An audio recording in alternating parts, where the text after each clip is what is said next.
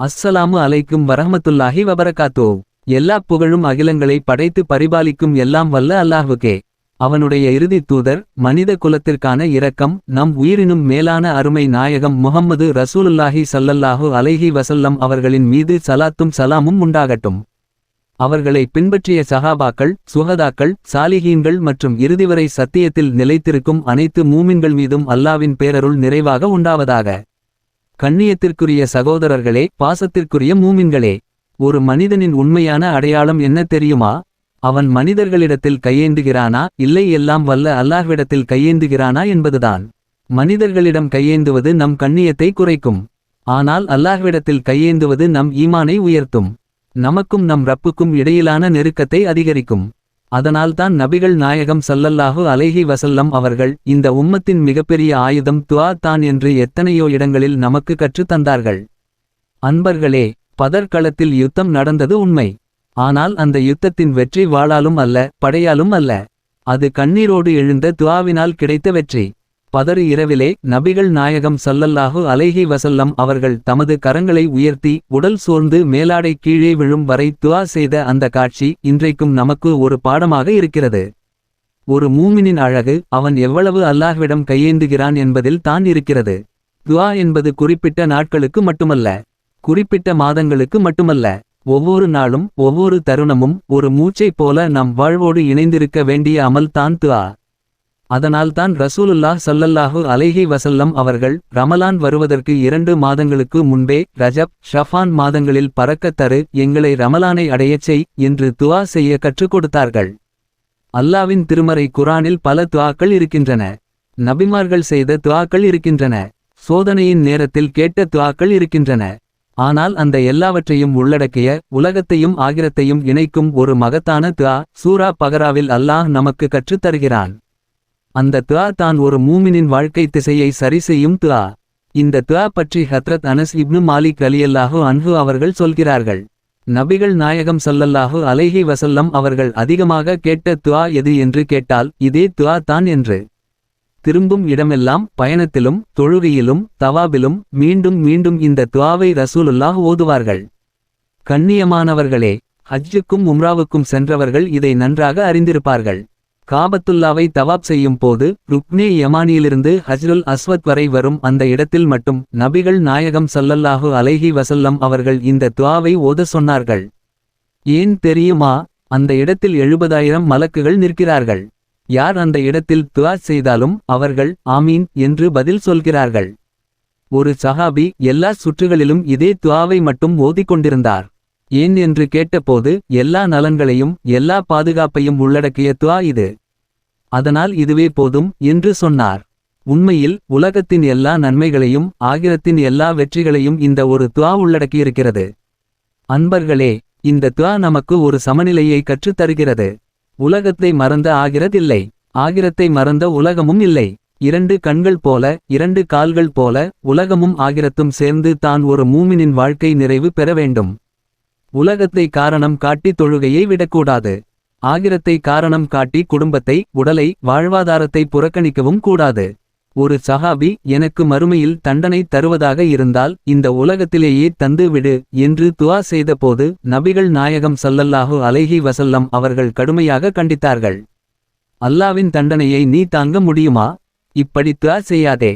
உலகத்திலும் நன்மை கேள், ஆகிரத்திலும் நன்மை கேள், நரக வேதனையிலிருந்து பாதுகாப்பு கேள் என்று கற்றுத் தந்தார்கள்.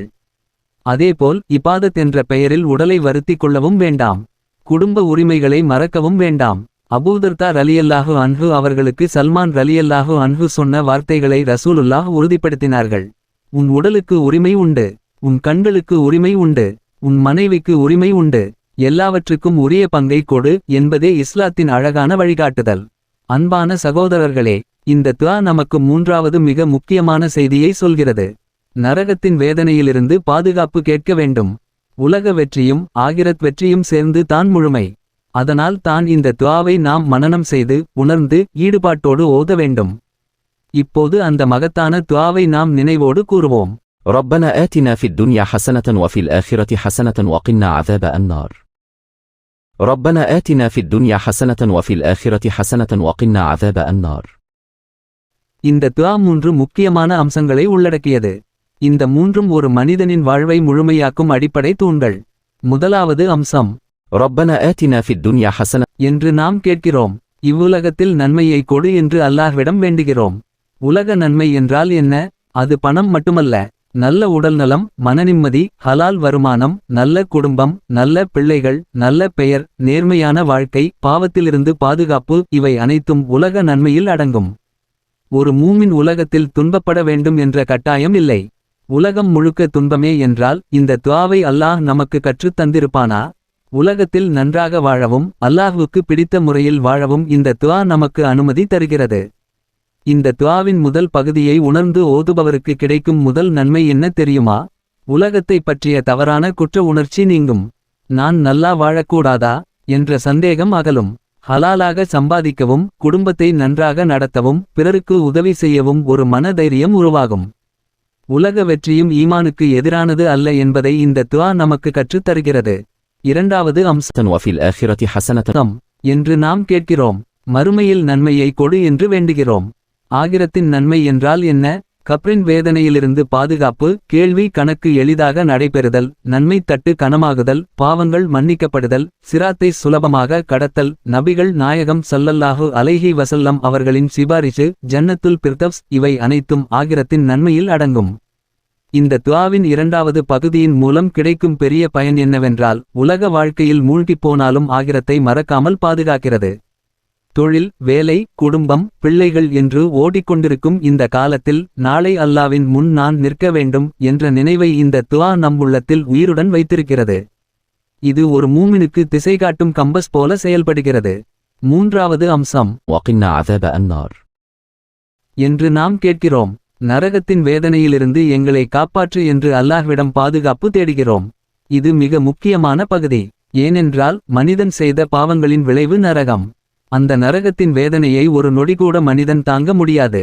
அதனால் தான் நபிகள் நாயகம் ஸல்லல்லாஹு அலைஹி வஸல்லம் அவர்கள் இந்த துஆவை அதிகமாக ஓதினார்கள். இந்த மூன்றாவது பகுதியின் மூலம் கிடைக்கும் மிகப்பெரிய நன்மை என்ன தெரியுமா? பாவத்தில் துணிந்து விழாமல் காப்பாற்றும் ஒரு பயம். அந்த பயம் நம்மை அழிக்காது, நம்மை பாதுகாக்கும். நான் அல்லாஹ்விடம் நரகத்திலிருந்து பாதுகாப்பு கேட்டிருக்கிறேன் என்ற உணர்வு பல பாவங்களிலிருந்து நம்மை தடுத்து நிறுத்தும். அன்பர்களே, இந்த துஆவின் முழுமையான பயன் என்னவென்றால், இது ஒரு சமநிலையான மூமினை உருவாக்குகிறது.